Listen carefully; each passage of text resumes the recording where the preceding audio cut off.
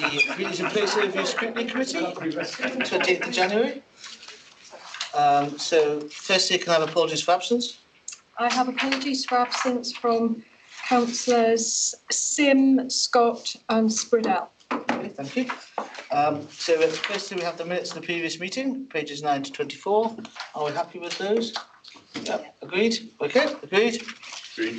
Disclosure of members' interests. Anything to declare? No? Great. So we've got forward plan of cabinet decisions, that's number 4. Just the usual report, Chair, if anybody has any. Yes. I was just wondering if we could make requests for things to come to scrutiny, or is that something that I could just We can do, yes. Well, we've got the work programme at the end of the agenda, but if there's anything that's on the forward plan that you want to... So is there any cabinet decision that you think we should look into? Yeah? Yeah, should I just suggest it at that point? No, suggest it now. If it's on the cabinet thing, right. then... Yeah. Well, it was just the biodiversity planning report. I was reading the global biodiversity loss, and there was a lot of things in there about food security, and it's quite scary. So I just thought it'd be really interesting to have a look at. Okay. So when's that due to get covered? Was that on the forward plan? Was that on the cabinet? February. Yeah. Okay, so which page it's on? Sorry, pages 30 to 31. So it's on the forward plan. Yeah. Sorry, that's the next bit of the agenda. Sorry. We'll come back to that. Okay, great. Sorry, the forward plan is... So we've done the cabinet decisions, yeah. Oh, right. Okay. So now we're on the forward plan. That's where I want to go. And so that's going to cabinet on the 10th of February. So we get the decision to the February meeting. Right. And when you've seen the decision, you feel as though... Right, so it's when it's gone to cabinet. Yeah. Okay. And then we can bring it in to look at it then, if you like. Right, okay, I understand. Thank you. Councillor Dale? Yes, no, it's fine. It is actually in the library. We've got the library service review coming in February. It's on our forward plan, isn't it? And it's actually it is going to the cabinet in February, 10th of February. Yeah, it's in our meeting. Yes. It's in our February meeting. It's on the agenda. Yes. So we discussed that at the last meeting, if you remember. It's going to cabinet on the 10th of February to set the consultation process away. When does the consultation process finish? Did we say it was March? 13th of April. It's the 16th of February, the 13th of April. I checked that last night. Right. So, so what I was going to say was the proposed, is that the one that's been consulted on?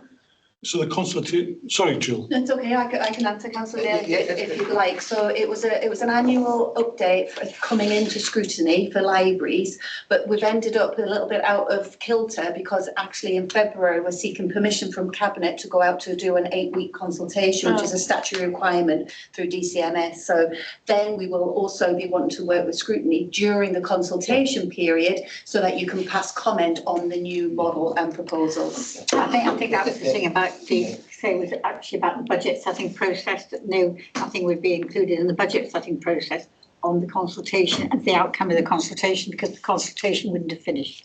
But you will see that in the minutes from the previous meeting that you asked that question at the last, and it was identified that the efficiencies had been identified in previous years. Is that right, Jill? I forgot that. That's correct. So the efficiencies were 25, 26 into 26, 27, but they were agreed in February 2025 Budget right. Council. That's fine. No, I just wanted so to the model is based on those efficiencies about what we've created to consult on. So basically, as we agreed, this will come to us during the consultation period. So our comments in our meeting will form part of the consultation. And my understanding, and Jill will correct me, the final decision will not be going back to Cabinet until the summer. That's correct, yes. So it is a full process to go back to Cabinet with the findings of the consultation, obviously taking into consideration DCMS as well, because it's a statutorily required consultation period, and then it will go back into Cabinet for approval to progress towards implementation. So I just wanted to clarify, in the meetings it says town and parish councils to be included in the consultation. To agree to relay the request. I was just wondering if that had happened yet, or. So is this the library's consultation, sorry? Yeah. I didn't hear that, sorry. Have town and parish councils been informed of the? Fully part of consultation. They will be town part of the parish consultation. councils, absolutely, yeah, that's part of the 8-week plan. Right. Have they been contacted already? Not yet, because we haven't had approval from cabinet to go out to consult yet. Thank you. Okay, great. Thank you. Right, great. So, Councillor Desmond? I just want to check, there's a bit 29 about the Newcastle National Airport government arrangements, a confidential report. It's not available online. Do we get to see any of that in the papers or anything like that? Or if not, why is it on here then? Well, the decision is there, but the papers aren't available. Well, it just says resolved about the recommendation. It's detailed in the confidential report be approved, which so there's no details really. I suppose the only thing we can do with that is to ask the current member of the executive director to see if those details are available now. But Sorry, the acoustics are really bad in this. Talk about Newcastle Airport. The airport. On Newcastle Airport. So what's That's happened outside of my remit. the cabinet have made a decision about governance at Newcastle Airport, which for obvious reasons is commercially confidential. So the detail of that. I understand that, but we can't comment or scrutinise anything that we can't see, and it's in here. Well, if you feel that the committee should be looking at that decision. I don't know. Do you know what it is? There's no sort of information. It just says the recommendations have been be approved, but I don't know what the recommendations were or anything. So, could we ask for? Well, I'm sure there's a white papers version of the decision we can look at or ask about, and then if we feel that we need to look into the detail, we can. Can I ask that that's done through you, Chair? Yeah. If ask the Morton officer if he can provide details to the Chair. Yeah. And then what? I'll, there may be nothing. And then if I can give an overview to the members, which isn't going to compromise anything, and then based on that overview, if you still want to discuss it, then we can. That's absolutely fine, It Chair. has been in the newspapers. Well, yes. I should just say it wouldn't be this committee anyway. It would be corporate services. Probably. Sorry? So it wouldn't be this committee anyway. It would be corporate services, but that still wouldn't preclude you from referring it. Yeah. Certainly. Thank you. Okay. Anything else? Great. So we've done that. So now we go on to item 5. Councillor Horncastle isn't here, so does Rob want to introduce this one? I think I'm going to introduce it. Introduce it, sorry. I think we've got a presentation on the screen. Yes. So and I believe the slides have been circulated. I'm very mindful that since I was last here, some of the membership has changed in committee, so if I can just take a second to introduce myself. I'm the Executive Director for Public Health, Communities and Inequalities. And I have since received a component of the public protection team out of the review that I'm going to talk about, which is why I'm here today. Rob, does everyone know you? I'm sure. I'm Rob Murphy, I'm Director of Housing and Planning and Building Control, and I'll be talking about the elements of the various services that were under me and moved out or have been moved into my area of responsibility. And I've also invited Darren here as our topic expert, head of service. So Darren. Yeah, hello everybody. Here again. Here a few weeks ago doing the food. Head of public protection, which encompasses an awful lot of the changes, and I've got background information in terms of the skills and knowledge across the board. Okay, great. Well, thank you. So it's on the screen, yeah? Yeah, so I'm mindful this is a relatively short presentation. It's a very processy presentation, and it does say since first year of operation. Just to caveat that, when we were last here 12 months ago, that was about seeking assurance from yourselves and Challenge about the recommendations of the best review that was undertaken around regulation enforcement. We then went live as of the 1st of April 2025, so we're actually only 8 months into said changes. So the purpose of this is to hopefully provide assurance that since the changes and all of the teams moving around, that we've landed safely, and there is open for discussion through the chair at the end to go, what more would you want to see going forward around regulation and enforcement? So we're not getting into any deep dive detail around any particular service area this afternoon. So because it is delayed.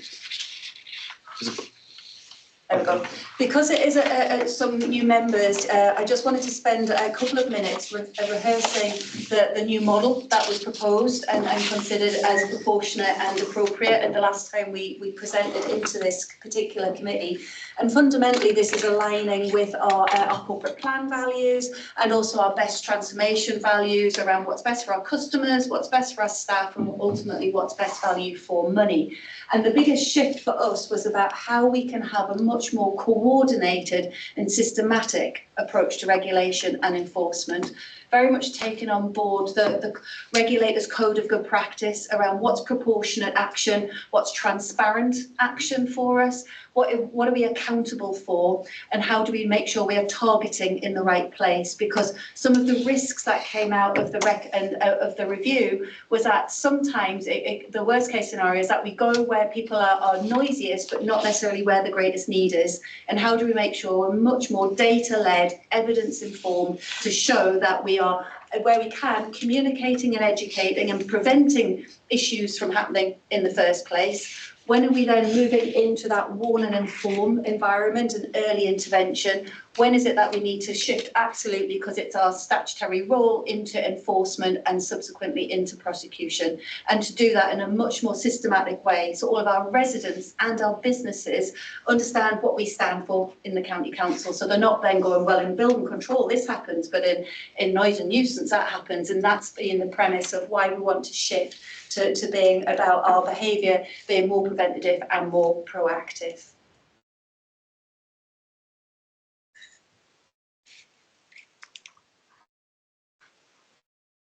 And more poised, ready for the slide to change. There we go. So the other bit that we wanted to put into practice was a much more rigorous governance process that again was absent. There was a lot of governance happening, rightly so, in the individual functions and service areas, but the majority of it was sitting under fire and rescue, which we are a fire authority, but felt quite distant from the rest of the corporate centre. And so the proposals back in 2024 were to develop a strategic group, a tactical group and an operational group. The proposals are very much for the strategic group was to be myself as an executive director, also Simon Nielsen as executive director, Stephen Gerrard as our monitoring officer, our director of law and governance, and also we've asked Nigel Walsh, one of our directors, to pick up the chair of the tactical group. So a very small group to seek that overarching helicopter view that we're working much more collectively as a whole county council. So that was the proposal put in place in 2024 for us to enact.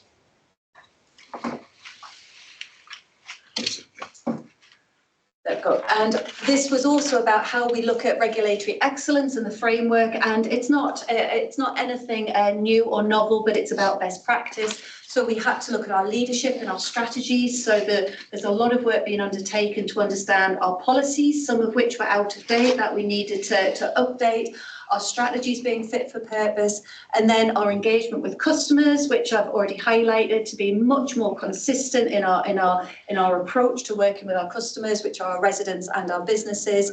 Ultimately looking at our resourcing, we've got finite resources, how do we maximise them, and also taking into consideration our best methodologies of transformation, which is about how do we encourage self-serve, what does our front door look like from our website to have more fact sheets available, to have more information that people can understand because our policies are available, and then how do we track, and the fourth bit is really important, how do we track our outcomes and our performance, and that is something that is a real priority for us to develop in 2026. They all sit in individual services. What does it look like as a county council to have regulation and enforcement as a corporate priority for us all?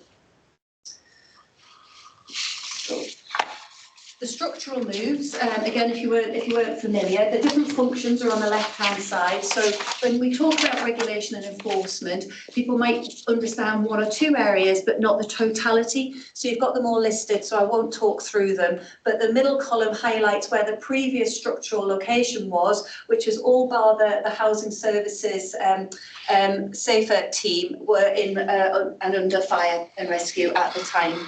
And then the landing destination is a cross between either Rob's world or into my directorate. So we obviously went through full consultation process with all of our staff, including union colleagues, to make sure everything was appropriate. And on the 1st of April, we then made the shift. So we chaired a mobilisation group to make sure we'd considered all of the aspects from a staffing perspective to think about from terms and conditions. There was no real contractual changes. It was more Oracle and alignment of line management and such like. And Darren, you were critical in all of that, making sure the staff who were either leaving you or coming into you were as safe and as looked after as possible. And I think that was fundamental as part and parcel, because there was over 100 staff involved in all of this. You know, I think it's vital that they had input and knew the steps that were being followed. You know, I think the process in reality from start to finish was very, very well managed and very well handled. And the staff now are loving, certainly within public protection, are loving the different directorate that we're in now and the different ways of working that we've got put in place. But there was, rightly so, some worry, wasn't there, along the way, and we had to ensure that there was trust built around this move, that it wasn't just for the sake of it. This wasn't just about moving deck chairs. This was about function and functionality and best fit in relation to movements. So in brief, from a strategic perspective, over the last 8 months, we have held 2 meetings, and really importantly, and it was something that came out of the scrutiny conversation, was where our members in this, so we have Councillor Colin Horncastle and Councillor Gordon Stewart as our 2 lead members who are part of that strategic review that we hold on a quarterly basis. And we've already had the enforcement policy updated by the tactical group, and it's come through into the strategic group, and it's been adopted and is now fully up to date and available on the website. And we will have oversight of the strategy once it's developed. It will be the working document for us all. And I know, Rob, we've talked a lot about that suite of documents that will inevitably have to sit under that, because it's not a one-size-fits-all. And then just as an assurance as well, that the tactical group chaired by Nigel Ross is actually Vice Chair Liz Cinnamon, which is head of planning, which is brilliant to have that dual approach from the different parts of the council. We've got good attendance, and the work that they've been doing to date is about the stock take of gaps, duplication, and how we implement, how we use, and our level of effectiveness around our policies, our procedures, and ultimately development of a performance dashboard. That is a real priority during 2026. Rob, I don't know if, before I move on, if you've got anything to say around the strategic and tactical group. Yeah, I think we all need to appreciate, as we're discussing this, is that sometimes a complaint comes in and it's about a very, very narrow issue. It can be safety to do with food safety, or safety in the planning matter. At other times, a complaint come in that actually straddles lots of areas of the county council's activity, and part of this process is to avoid the same site being visited by multiple officers, but also to actually assign a lead team for any particular one case. Because clearly we have to look at what the most effective tools are available for us. And sometimes, say, building control tools can be the most effective and quick, at other times planning ones, at other times public protection ones. It varies much on a case-by-case basis, so there is no one single model you could use, like one pattern of how you respond to it. So it's about cross-team working to do this most efficiently and quickly. Yeah. Thanks, Rob. So just to move on so that we can open up into discussion. So the next few slides, as you can see from your pack, are the high-level assurances. So Rob, you've got the first few, so I'll hand it to you. Yeah, Yes, the private housing team, what this looks at is issues with private housing, including essentially private landlords. This is an area where I think historically we may have under-enforced. So we've got a team set up now. We've looked very clearly at what modern ranges of powers are available and how they can be best used. At the same time, we've been going through a long backlist of legacy issues, cases that haven't been tackled properly. And now, in line with all I've been saying, we've got a much more slimmed down way of working. What we're also introducing is looking to look to new power, which is what we call the civil penalties policy, in line with some fairly recent legislation. So we've been doing that so far. So for this year, the issues that we'll be looking at is a key one, and I don't propose to talk about this in detail at the moment. Because there'll be a separate briefing session on this. The Renters' Rights Act, which came into power at the back end of last year, certain parts of it, full implementation this year. And what that is about effectively private landlords and the rights that tenants have, both in terms of quality of private rented stock, but also things like when people are evicted for no fault, those sorts of issues. But we'll need to do a separate session on that. And then we've looked at how the team works. And this year it will be a case of saying, embedding the Renters' Rights Act, it will be about us implementing our new civil penalties policy, and then hopefully clearing all the backlog of issues that we inherited. The team are stretched because since we made these moves, things like the Renters' Rights Act come in, so there's been more powers and replacements put on them. So it's a case of scoping it out this year. Building control, right. Building control came within my area as of last year, in terms of April. I had some concerns about building control. So we had an external peer review carried out. That acronym is the Local Authority Building Control Organisation. They came in, they made certain recommendations. So what we've done is we've put in place a draft new structure, new procedures. We've changed the charges because we had altered our charges for quite a number of years. As of this week, I've appointed a new manager for that team because we do need to move forward on that. And we'll be looking at how we then upgrade the rest of the team. Because actually, there are two things happening. Is that post Grenfell, there is a lot more government requirements on building control to do with building safety. And also there's a thing called the Building Safety Levy, which again is something to talk about in more detail later, but that will basically all new construction will come, that's above a certain scale, will come with a charge, and that charge will pay to government, and that is to pay for safety work in things like high and medium rise flats. We're also looking at some new option solutions so that when teams are out on site, records, photographs, etc. of on-site progress will be automatically on the system, which will help us speed up our delivery. I can say one good news story as part of this is that in April last year, part of the team over there, we had an 800 case backlog.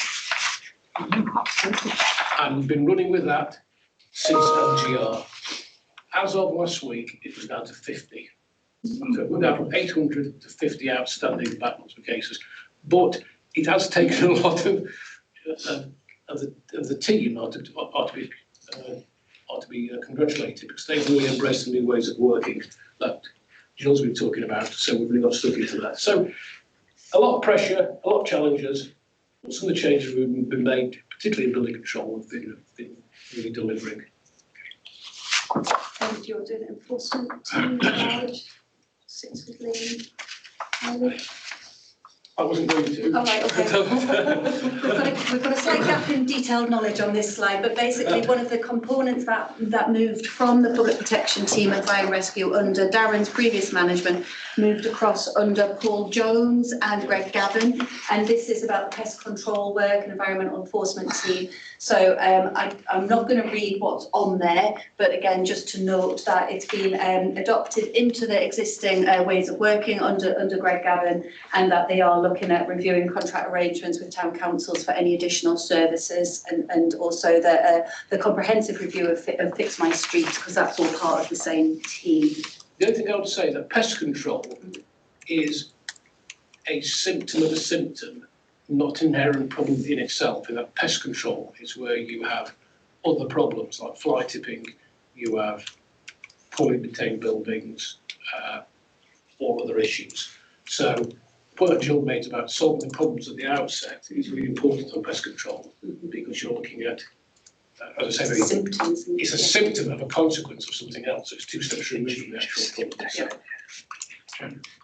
So moving across, sorry. I've got fly tipping. Tipping. Around me, there's been industrial. You know, you're talking about 3 or 4 Arctics, you know, tips of 100 ton or whatever. There's one at Kirkley, one at Elsie. One's gone. I haven't seen the other one if it's gone yet. Are we any nearer finding out who?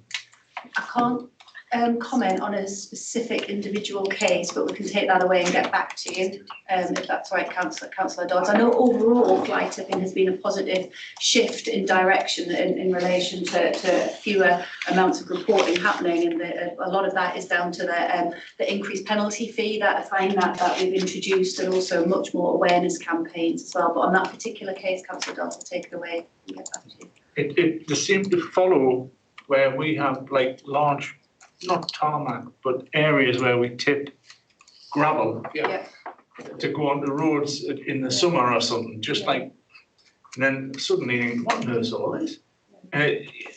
You know, we are talking hundreds of tons. That'll be for Paul Jones to be able to Well, obviously this is sort of more high level, but that's probably at the end of the presentation. We'll be discussing areas we want to focus on.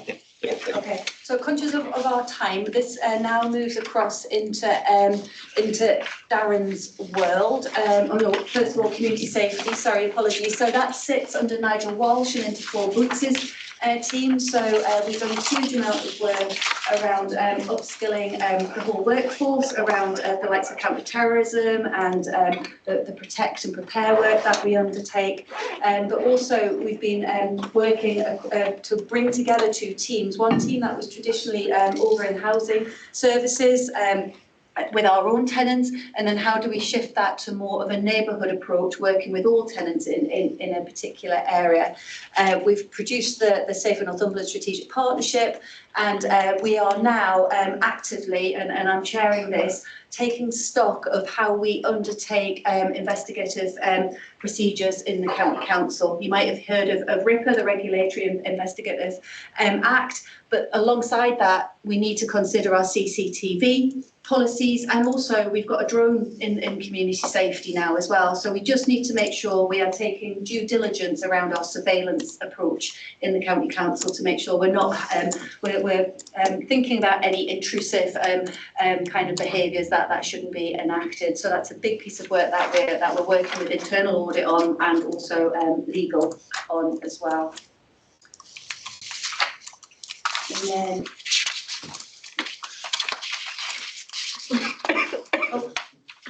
licensing. So Colin MacDonald is our interim head of service that sits alongside Darren, and he's leading on licensing. I won't go into detail here because obviously we do have the separate licensing committee groups. So since the elections, Colin and Tasman Hardy, who's the service manager, have undertaken training with the licensing colleagues, and we've agreed an approach and a timeline to various policies that are needed to be updated and adopted, predominantly the taxi licensing policy and scheme, the gambling policy, and also alcohol licensing. And we're taking into consideration all the new national policy that's coming through and how we apply that, and also the likes of combined authority potential roles and responsibilities when we're looking at taxi licensing in particular. So, and then the other bit around licensing is we're taking stock of all of our fees and charges to be able to make sure we're consistent. I was going to mention there is a working group now Yes. within the licensing that's dealing with certain particular things. Yes, brilliant. And we've had 2 meetings so far, and we've got another 2 or 3 already in their diary to deal with that. Good. Thank you for that, Councillor. The delay is painful, I do apologise. So the pollution control team, and Darren, I don't know if you want to come in and just share any particular highlights.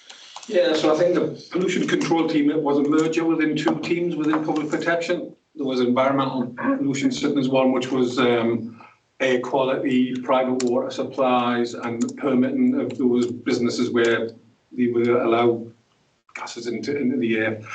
And then the noise and nuisance team, so they've been combined into one team as a direct result of that, which is really advantageous in that there's a lot of crossover in terms of basically noise, in terms of planning and other bits and pieces we do. So it was really beneficial for them to come in under one management, and then we direct how we utilise that resource, so it gives us a little bit of scope and capacity in terms of that. You'll have seen that we've had our air quality strategy.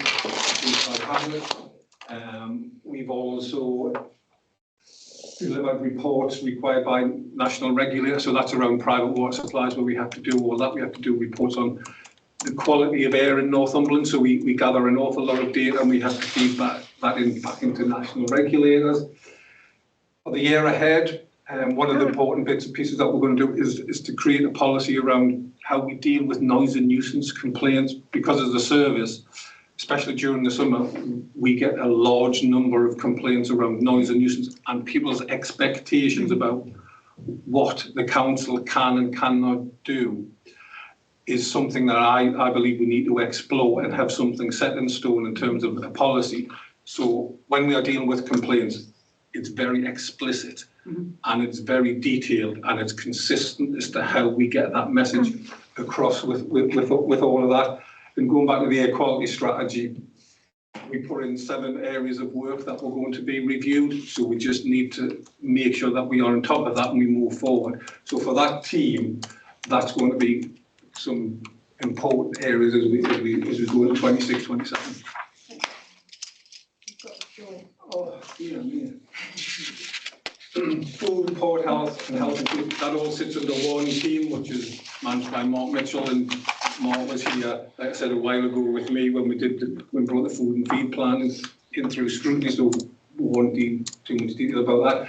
There's been major changes in terms of food risk rating, how we have to inspect premises, and the emphasis has moved away from what we traditionally classed, certainly for food standards, to be the lower risk premises to a higher one, mainly around things like allergen control and things like that. So there's a massive amount of work, but we've also managed through restructuring internally to put a little bit more resource into that team, and we'll definitely see the benefits of that. Next year, we've also increased an officer within health and safety because we were down to 0.8 or 0.9 of an officer. So by putting somebody within there, it means we're going to be going back to an important part with this, more proactive than reactive, so we can provide advice, guidance as we go forward. So hopefully we mitigate off complaints and issues. So can you just clarify port health? I'm taking it's not about wine tasting. It's So for the port health, it's mainly around. We do 2 things with port health. So if you go around the docks, where there's a water supply that people will use, we will go in and we'll test that water to make sure it's fit for human consumption. So that's one thing. What we also do is when the boats come into dock, we have a legal responsibility to check that water for things like listeria. So we will go in and we will check and take samples and send all of that away. So that's basically where we do. We will look at some manifest to make sure there's no illegal products being coming in as well. But the main focus for Port Health is around public health and the water sources. Okay, thanks. Trade, there we go, trade Trade standards and animal health. Not really much change in terms of that. We are regional coordinators for a food standards agency piece of work, and we have been for about the last 15 or 20 years, which is a national programme to ensure that the feed, it's a farm-to-fork situation, so the feed that animals get at the time when they're on the farm is safe. There's controls in place with all of that. We take samples, so that's an important piece of work. We've done a lot of work around vapes. Vape sits within trade and standards, and we've done numerous press releases, as people will see, about the number of seizures that we've done with all of that. Next year, we're going to create or start an FPN policy for animal welfare offences. We understand that prosecution takes an awful lot of time up and time of the court. So the central government have realised that. So this is the first endeavour in reality for the use of fixed penalty notice in that area. So we'll be going down that. Partnership working with the police and organised crime groups and such. I can't see very well from here. And yes, we've done quite a bit of work, and we've done a session in here with the police where we've sat down and spoke about what the powers are within public protection and trade and stand, and what the police's powers are, because I think sometimes there's a little bit of confusion about who does what, and that conversation over a few hours has really enlightened our understanding about what the police will do and their understanding about what we can and what we cannot do. As a result of that, I now go to some police neighbourhood meetings. So we're starting to engage and improve that conversation as we go forward. So that's been a really good piece of work that we've laid on. So really just to summarise for yourselves, the governance has been embedded. Clearly we're still early days, we've got a lot more to do.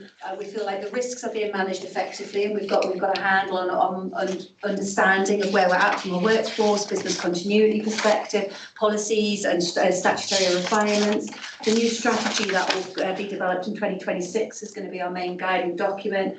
We're really committed to making that preventative, more proactive way of working, and also that shift from a communities first. How do we encourage residents and businesses to self-serve more? Because if we make our available information and our policies, then actually we will divert or reduce the demand coming through, because it's much more easily accessible in the first instance, which frees up officer time to work on the more complicated cases. And we know that data and intelligence is a priority for us in 2026 and the performance part of it. So that's the end, Chair. Thank you. Thank you very much. Very good overall discussion. So Councillor Dale. That's interesting. Thank you.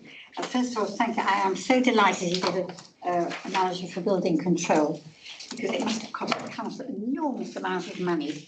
But over the years, we've had consultants based in London who are managing building control, and I've had a lot of problems with them. And they've been very good, but it's actually working with them. Yeah. Can I just add very quickly? One of the issues we've got with building control is that out of all the regulatory services we've just been talking about, building control is subject to open private sector competition. Absolutely. Through what we call approved inspectors can do the same job. They can't do the statutory enforcement bit, but they can do all the rest of the control job.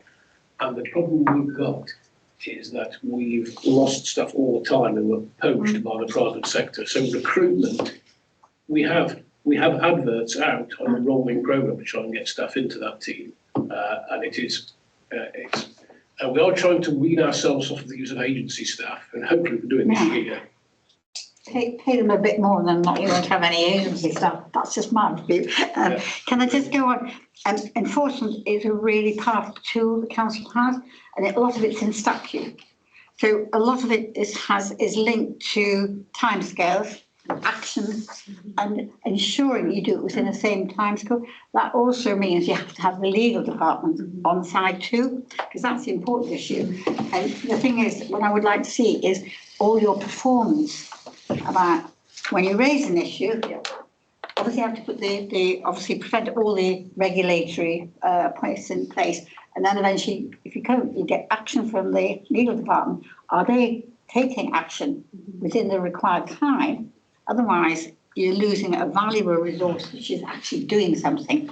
And I think, that to me is one of the real letdowns in the council. All kinds of things I can say go through is that action isn't taken within a different time, and that is causing problems right across the board. It also causes problems with the police because they have to pick up all the outcome of falling and everything. So that to me is a really important thing. And the last thing is the noise and fire, smoke, summer. And so that to me is a really good thing you can take on board, describing what is a bonfire, how often is a bonfire, when it becomes a nuisance, which sounds awful. I have people who complain about somebody smoking a pipe next door. It's all kinds of things people think. But I mean, you wouldn't believe what you do get. But the point being is, it's up to you, I think, a noise is different and it can change with the wind and it's all kinds of things. That's a different thing. But people need to know exactly what they're expecting and when they can make a complaint that actually you will listen to. And not just say, oh no, you can't do that. I mean, because it's so easy just to, so just, a sort of design, even if you've got films, I've got somebody who's filming fire every day. I get sent it to enforcement centre here everywhere. But people need to know what is a normal nuisance. It might be a nuisance, but it's not a nuisance. And what is actually infringement against the law. Does that make sense? Tell me as well, that would be very nice. Thank you. Just to amplify what Councillor Dale said, I think look at the governance of the situation. I don't know about other members, but a lot of, I'm talking to enforcement officers. The standard response obviously is I'd pass this to legal, and then it's off in the ether somewhere, and far be it for me to criticise lawyers, but they are that does seem to be sort of it's off my desk, it's with legal. So from a governance perspective, how are you tying that together? So we've got a really tight tie-in with Stephen Gerrard on our strategic group as Director of Law and Governance, but also we've got a principal lawyer, Lisa Bishop, as part of our tactical group as well, who's really efficient and committed to looking at all of this, so that it shouldn't be, as a county council, that we do that pass off, well, it's with a different department now. It's back to what Rob said. There's so much of this is cross-departmental. We need to be much better at coordinating ourselves so that we can give an NCC response rather than it's with legal response. So do you want me to reply to some of Councillor Dale's questions? Because what you're asking is exactly the purpose of the tactical group, Councillor Dale, in that we need to get better at being able to describe the volume that comes in. What is it that we can do, warn and inform? What is it that's enforcement? What's the percentage that ends up going through to full prosecution? When are we in time? When do we breach that? And that is our aim, to get to that point. We will have it in an individual service level at this moment in time. My aim is for us to be able to articulate that as a county council. But can I just ask you, only because it comes through, could come through an ombudsman, if you don't manage that, the complaint does go through, they can find against the council and find the council. Absolutely. And I think that might be, it's a need to get much little thing for you to say, there could be consequences if you don't get everything in place.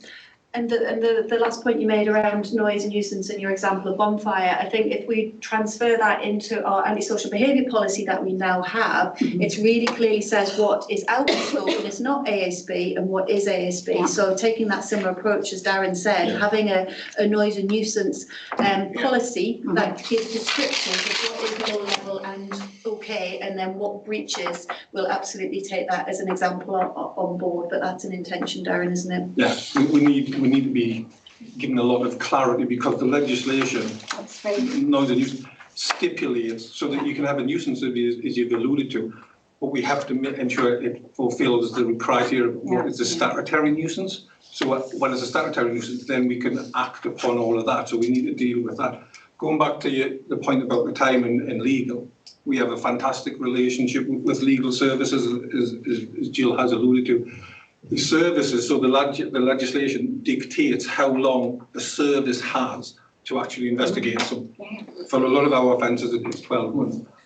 But that's 12 months when it needs to be at court. You need to give the legal services team the time to review the case and make sure that the evidence is there, and it needs to do all that. So there's a lot of onus back on services to make sure that when they give legal a case, legal can run with it because they've got all the evidence and they've got a suitable time frame to go and do that, because as we know, the courts are extremely busy at the moment. Hence why for the animal welfare, maybe fixed penalty notices is the way to go. I think Councillor Dan mentioned the Ombudsman. As a KPI, do we actually receive, the number of complaints to the Ombudsman and then how many times the Ombudsman is found against us? Because that would be a very good metric to... Yes, so Julie Dennett, so that sits in my directorate under Sarah Green. So we do have an annual Ombudsman report that comes through about the number that refer into Ombudsman and when they're found and when they're not found. Used to. Right, so maybe that's something that members might be interested in seeing. Yeah. Councillor Azarkan next. Thank you. My questions are actually for the environmental enforcement team. Can I ask them? Yeah. They're just small ones about like where it says development of high intensity dog fouling enforcement exercises. I go on walks all the time in where I live, and there's just dog fouling everywhere, and I just wonder, like, how can you enforce this when you can't have everyone there all the time and there's no cameras, obviously, in woodlands and things like that? I don't know if you want to come in at all, Rob. We'll take that away and get a specific answer back from Greg Gavin. I think that'll be the best approach. I do appreciate we can't 100% police this. Yeah. It's a difficulty, but we can put other measures in place without a doubt. Yeah, and there are methods that we use for prosecution. That I'll prefer to give you in a private note. Yeah, of course. Yeah, there are, yes. Intelligence gathering. Right. Sorry, can I just one last one on that same slide? Just with the whole welfare and stray dogs, I was just wondering if there are any like systems in place to encourage people to like have more rescue dogs or rescue pets, instead of putting more into that a scheme where everyone buys puppies and kittens. Darren, was that anything before it was transferred across from? So in terms of animal welfare, when they had the stray dogs, obviously the important thing is that they get them off the street, and we need to find somewhere to put them. So as a council, we had arrangements with Newcastle Cat and Dog Shelter, and we had them somewhere else.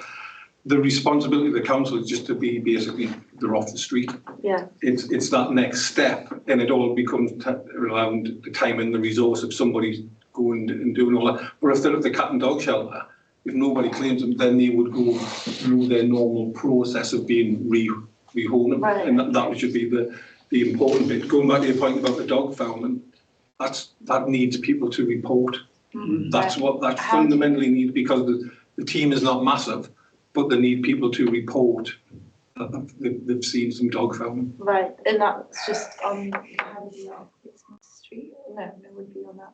I'm not sure it's on Fix My Street, but you could. The team will have got a dedicated email address. Dog fouling at Northumberland, is it? I think probably more like animal welfare. We're going to post-meeting note response from Greg Gavin on that, and also about the pathway in relation to stray dogs as well, to see what our relationship is with shelters, and what promo we do in relation to sheltering, advertising. Thank you. Thank you, Chair. Yeah, Councillor Smith? Yeah, you kind of touched on one of the points I was trying to make before. When you were talking about your framework, how you've changed and how you're trying to produce more collaborative approaches, when you get people who have multi-factor input across a range of services, etc., how do you allocate who coordinates that approach? Because there must be a temptation for people just to look at their particular silo. And as you said before, it's interesting that you've talked to other people within the police and that's been productive. So how do you promote that kind of mentality where people think this is my responsibility? It's a culture piece, Councillor Smith, very much around how we are adopting our refreshed values that are going to be coming into full council. But the more we can advocate at our senior levels around that importance of collaboration and not only look at it from your perspective, but if that's coming from us as senior leaders, and then it's in the policies and in the strategies, we're creating the conditions that shifts towards the norm. We're not there yet. We've got some brilliant examples of good practice, and we've got a long way to go in other areas, but it's a culture and values driven piece ultimately.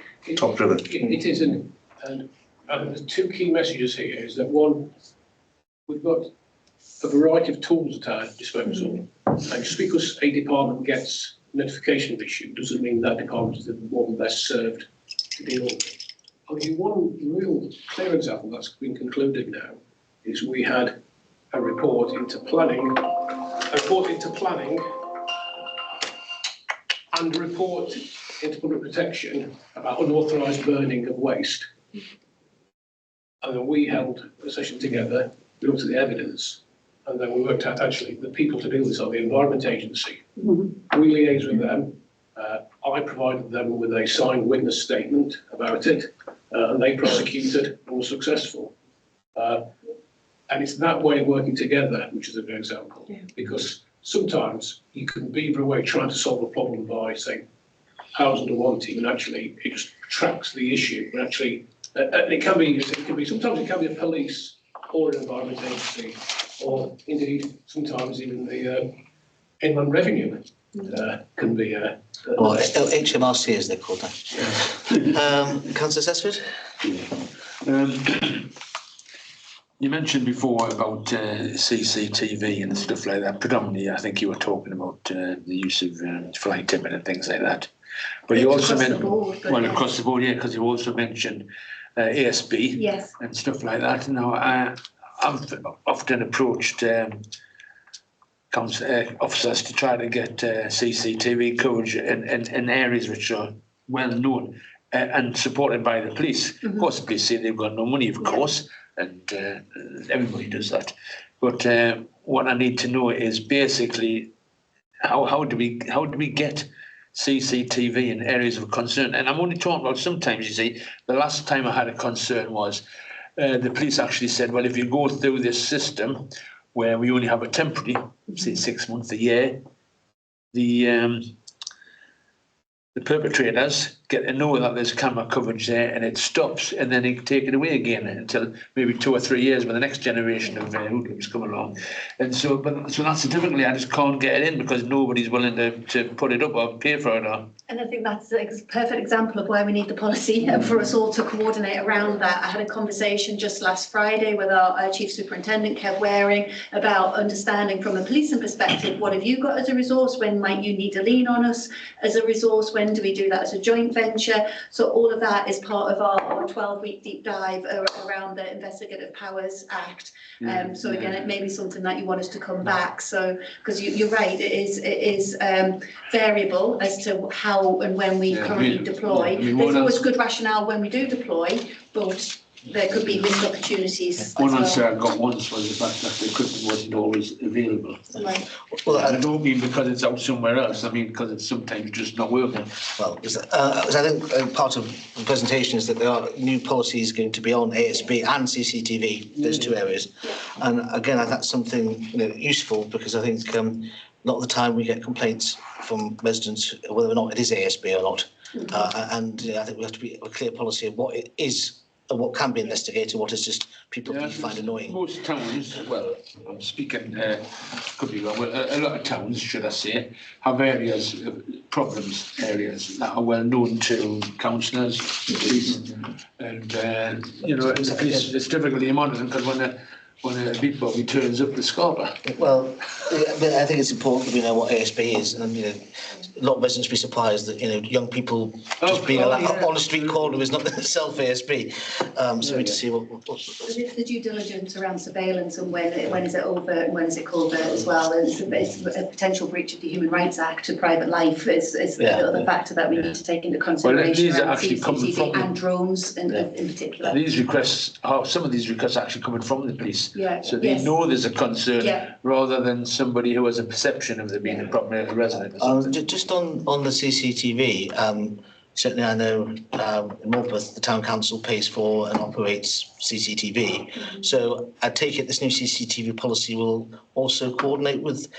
We have a policy, but it's about the interoperability with other parts of the county to make sure we've got that wider understanding of what the police do, what town councils might do, what private businesses do, and what's back to our statutory responsibility. So there is coordination with these third parties. Yeah, so we've got only our second meeting. We've got a working group, haven't we, established, and we've got a second meeting on Monday coming to see where we've got to. But it is about that amalgamation of the Regulator Investigative Powers Act, CCTV, and drones, about how we coordinate all of that. Right. Oh, Christoph. I was at a police meeting this morning, and there were bigging up a service that serves Morpeth and Ashington. I forgot the name. Oh yes, it's a private company that does it. Yeah. It's based in Ashington, but they do Morpeth, and they're very good. The name escapes you, but I've been there. It's very. Yeah, we're going to investigate it further, because it sounds like Asset watch. That's the asset watch. Yeah. Yes. Do you know anything about that, or? Yeah, we've certainly heard of the name, and it's obviously it is a private company. The private company. But they're getting convictions that the police wouldn't have the resources. That's what we were told. Yes, I mean I can speak having been there, and obviously the more particularly. Yeah, obviously. They can prove it. There was no CCTV. But as far as Asset Watch are concerned, various councils and other parties, and they've got sex TV. They've got like a big room with screens. And they go back. They can zoom in. They've got the kit's amazing. So problem there is like a bus station, for example.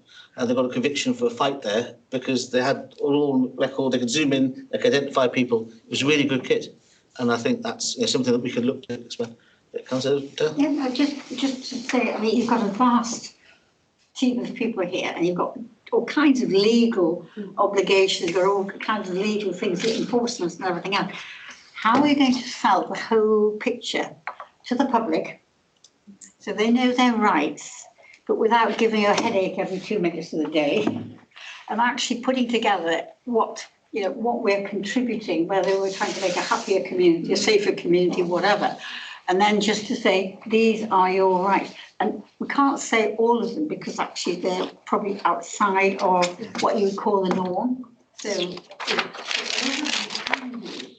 and it's just a way of how you're going to do that without putting alarm bells in, but actually ensuring that people know that you do have the powers and you can restrict people, you can take them to court and things like that. And it's that sort of funny, I don't know how you call it, happy medium, but I don't know how you find that, but it'd be interesting to see how you manage that. And I think that'd be a great thing to bring back here. Yes. So we could have an overview about how we feel comfortable. Well, I think, as indicated, you're drawing up a CCTV policy, a revised one.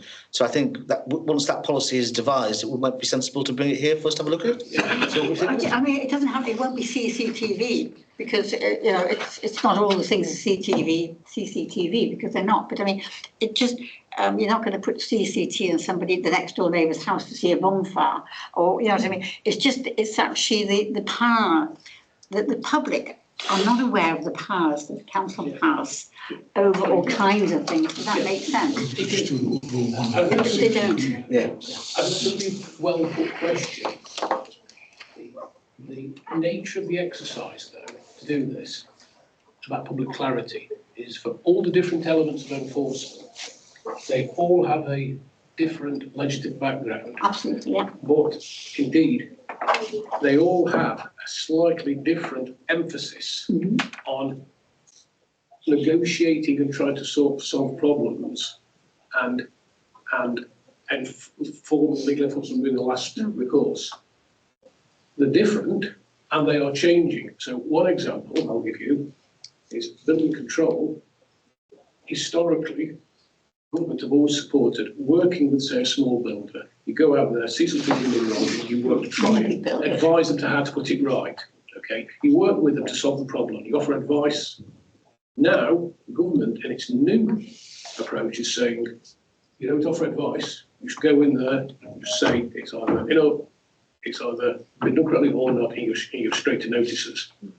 So there'll be differences. What I'm saying is there'll be differences in the different regimes we're talking about the balance between front loading and action. And so to be clear about that, we'll have to have a very clear message about the totality about how the government's rules affect what the public need to do.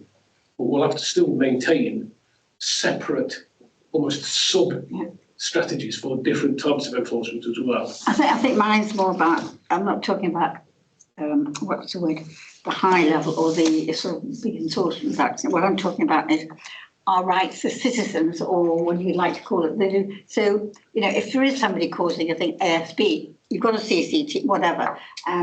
If you've got fire, this is our recommendation, what I call everyday, local, and it could be across a broad section of people from north to south.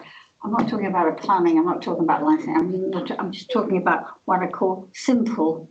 But they are annoying and could be seen as a nuisance. I don't know. What we're testing in your world, Darren, and alongside Collins, is website content and looking at how we change the website content to be much more easily accessible. Of did you know, and as you say, around the common complaints or common concerns that the general public have. So we'll be doing that through making sure it's reading ease compliant and accessible formats and things. So we are developing that, and we will test it.